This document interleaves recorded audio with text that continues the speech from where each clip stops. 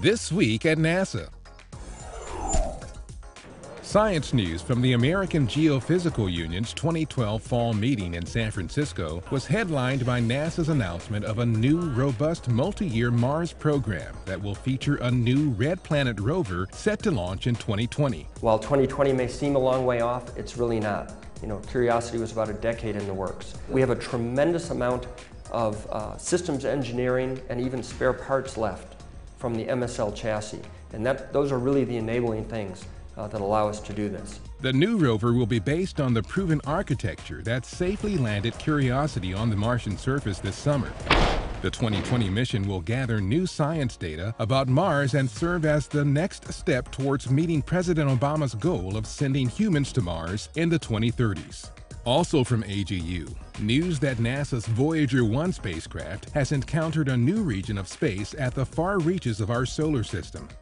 This newly named magnetic highway appears to connect charged particles from the Sun's magnetic field lines with magnetic field lines in interstellar space. Scientists think this magnetic highway is the final region Voyager has to cross before reaching interstellar space, the space between stars. Other findings reported at AGU included newly revealed structures and dynamics within Earth's radiation belts by NASA's Van Allen probes, and predictions by Earth climatologists using NASA satellite records of more intense and longer fire seasons. The 2012 fall meeting also included a NASA social, during which about 20 social media users who engage with the agency through Twitter, Facebook, Google+, and other social networks were granted special access to AGU and NASA scientists. The data we learn on the one-year flight will hopefully set the stage for sending humans beyond low Earth orbit someday. Speaking from Houston and Moscow, respectively, NASA astronaut Scott Kelly and Russian cosmonaut Mikhail Kornienko discussed with media their upcoming year-long expedition aboard the International Space Station. I'm a believer in the remaining years that we have the space station of expanding the envelope of what we've done previously. Kelly and Kornienko will launch to the station in early 2015 to begin their one-year tour aboard the orbiting laboratory. The long-duration flight will mark the longest time an American has spent in space on a single mission. It's really a great opportunity for the space station program to get some early insight into 12-month missions and what we need to do to get the most out of the space station, both for our future exploration needs as well as for improving human health on Earth. Meanwhile, the next ISS crew, Expedition 3435 Soyuz Commander Roman Romanenko, Flight Engineer Tom Marshburn of NASA, and Flight Engineer Chris Hadfield of the Canadian Space Agency, are at the Baikonur Cosmodrome in Kazakhstan, preparing for their December 19th Soyuz launch to the ISS. There, they'll join Station Commander Kevin Ford of NASA and Russian flight engineers Oleg Novitsky and Evgeny Tarelkin to bring the station back to its full complement of 6 crew members. Astronaut Joe Acaba shared recollections and a video about his stay aboard the ISS with 150 social media followers at NASA headquarters in Washington. It's a cool experience, and you don't come back the same, and it's like any life experience. It can't help but to change you and to change your perspective on the world. Acaba, who served as a NASA flight engineer on Expeditions 31 and 32, also made his presentation to employees at the Goddard Space Flight Center. The other-world photos from the Curiosity rover continue to inform and inspire thousands of people at one of this world's most famous intersections, New York's Times Square. Images taken by Curiosity's cameras on Mars are routinely displayed on the 2 giant Toshiba screens located just below the big New Year's Eve ball. Here you would have probably one of the top 10 science and engineering feats taking place in space exploration. We hope that it would maybe make people a little curious in exploring the sciences and space exploration again. Millions of people are watching every day this Toshiba's detailed information and NASA's information too. You have selected the best site of the world. Best site. NASA TV coverage of Curiosity's landing on Mars in August was viewed by thousands in Times Square on Toshiba's big screens. Hi, I'm Ashwin Vasavada, the Deputy Project Scientist for the Mars Science Laboratory, and this is your Curiosity Rover Update. It's been a momentous week for Curiosity.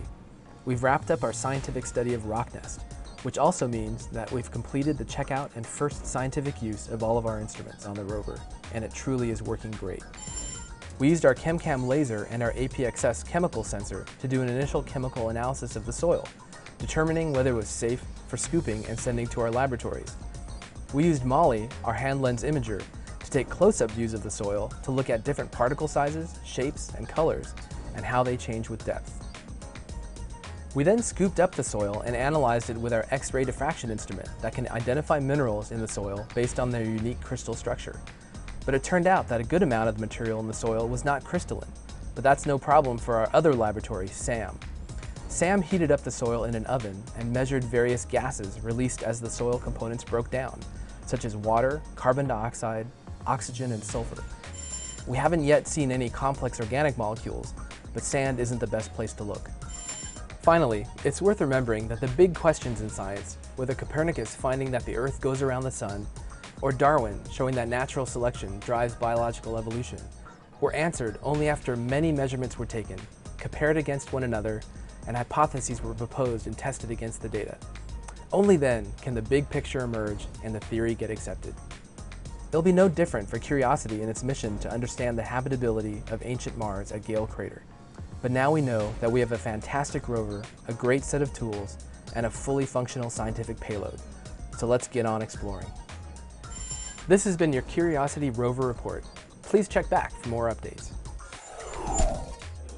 More than 600 people attended NASA Technology Days at Cleveland's Public Auditorium in Ohio. Associate Administrator Robert Lightfoot joined other NASA officials and the city's mayor at the three-day event. Technology demonstrations, informative speeches, and poster sessions celebrated cutting-edge research and technology development available to industry and universities.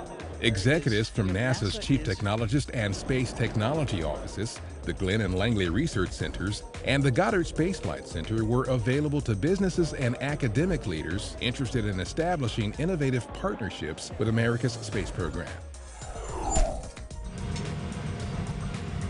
Researchers at NASA's Kennedy Space Center had built a prototype reactor designed to make something useful from the trash astronauts accumulate in space. The device incinerates garbage to produce methane, oxygen, and water, which can be used for rocket fuel, breathing air, and for life support. Really what we're trying to do is change the mindset and say waste isn't something you just get rid of. We want to think of waste as a resource. The reactor being developed could fly as soon as 2018 for demonstration on the International Space Station. Before that, though, the researchers will continue to look for ways to improve it. So we will have some challenge making it smaller and lightweight so that it is practical for space applications. The research also could pay off on Earth, where small reactors can be used to generate electricity in remote areas from the trash people produce anyway. In third world countries, it's also very important because you can get electricity from something that is a waste product. The Jet Propulsion Laboratory hosted its annual Climate Day at the Pasadena Convention Center. More than 1,000 students from 14 schools participated in hands-on activities and science demonstrations, listened to presentations on Earth science, and competed in a game of Climate Jeopardy! JPL Climate Day helps students separate fact from fiction by sharing the latest scientific findings about global climate and explaining NASA's role in our understanding of the issues. Sonic booms created by aircraft flying faster than the speed of sound certainly aren't known for being faint, but rather for their loud make-you-jump effect. But sonic booms also have a quieter side. NASA's Supersonics project is embarking on a new effort to characterize that fainter side of sonic booms in the Far-Field Investigation of No Boom Threshold Project, or FAINT. Principal investigator Larry Clyott at NASA's Dryden Flight Research Center says FAINT is designed to enable engineers to better understand evanescent waves, an acoustic phenomenon that occurs at the very edges of the normal sonic boom envelope. They tend to be a lot quieter, probably about 5 to 10 times quieter than your normal N-wave sonic boom, and they kind of sound like a distant thunder rumble. Linear and spiral microphone arrays laid out on the dry lake bed at Edwards Air Force Base, along with microphones on a blimp-shaped balloon and a motor glider flying above the arrays, record the faint sonic booms. The purpose of the FAINT project in general is just an additional piece of research that we're working on for having a supersonic commercial transport that can fly over land. NASA's always trying to push research, push boundaries, and one of the things we're trying to do is to bring commercial supersonic travel to the world.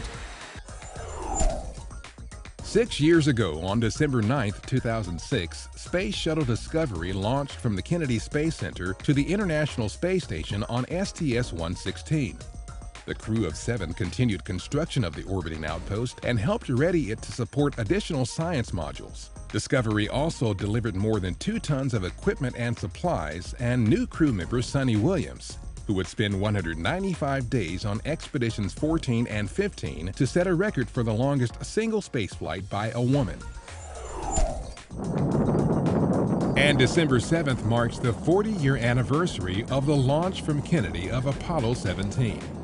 This 11th and final manned mission in the Apollo program was the first night launch of a U.S. human spaceflight. With Command Module pilot Ron Evans in lunar orbit, Commander Gene Cernan and lunar module pilot Harrison Schmitt spent just over 3 days collecting samples and deploying scientific instruments on the moon's surface.